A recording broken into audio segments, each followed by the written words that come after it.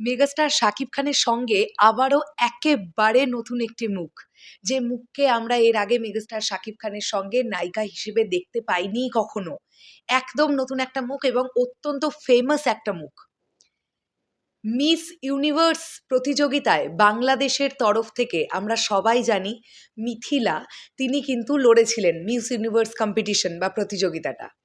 জানতে পারা যাচ্ছে মেগাস্টার শাকিব খানের আপকামিং ঈদুল আজহার যে সিনেমাটা রকস্টার, সেই সিনেমাতে নাকি থাকতে পারেন মিথিলা, এবং এই খবর কিন্তু জানাচ্ছে চ্যানেল আই অনলাইনের মতন এতটাই অথেন্টিক প্রথম সারির একটি মিডিয়া।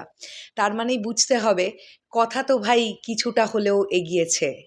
হ্যালো আমার সাকিবিয়ান ভাইরা বোনেরা, চলে এলাম আরও একটা নতুন ভিডিও নিয়ে। আশা করছি তোমরা সবাই খুব ভালো আছো।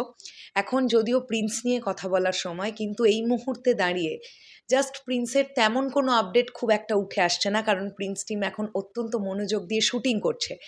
তাই রকস্টার কেন্দ্রিক আপডেট উঠে আসছে, সেটা তোমাদের সঙ্গে শেয়ার করব না। এটা কিভাবে হতে পারে আমি তোমাদের দেখিয়ে দিতে চাই। এই হচ্ছে সেই লিঙ্ক যেটা চ্যানেল আইয়ের তরফ থেকে করা হয়েছে। আমি এই পুরো প্রতিবেদনটা পড়তে চাই এবং দেখতে চাই যে এখানে কি লেখা আছে। চলো, সাকিবের ঈদুল আজহায় সিনেমায় মিথিলা, এবং এই ছবিটা কিন্তু দেওয়া হয়েছে মেগাস্টার শাকিব খান একদিকে, আর পাশে আমরা দেখতে পাচ্ছি মিথিলা দাঁড়িয়ে আছেন, মানে ছবিটাকে এভাবে এডিট করা।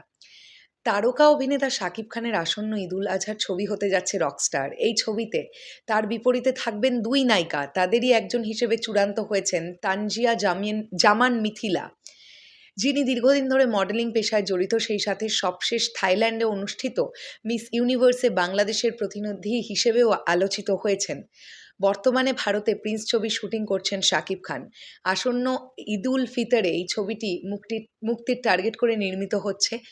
মার্চে প্রিন্সের শুটিং শেষ করে 2 সপ্তাহ বিরতি নিয়ে রকস্টারের শুটিং শুরু হবে বলে জানতে পারা যাচ্ছে।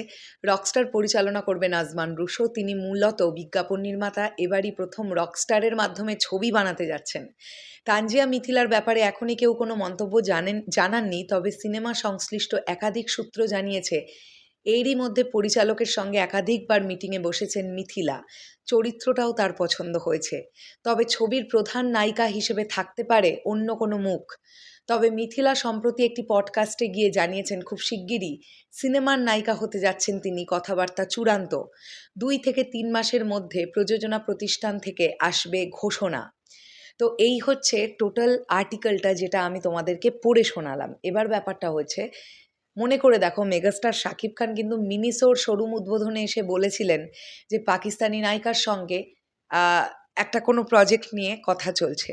তাহলে রকস্টারই সেই সিনেমা না তো, যে সিনেমায় আমরা মিথিলার সঙ্গে সঙ্গে দেখতে চলেছি হয়তো একজন পাকিস্তানি নায়িকাকে।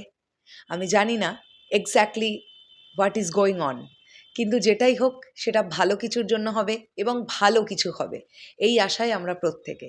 শেষ করলাম ভিডিওটা, আসছি আবার খুব শিগগিরই। তাহলে এখনের জন্যে টাটা।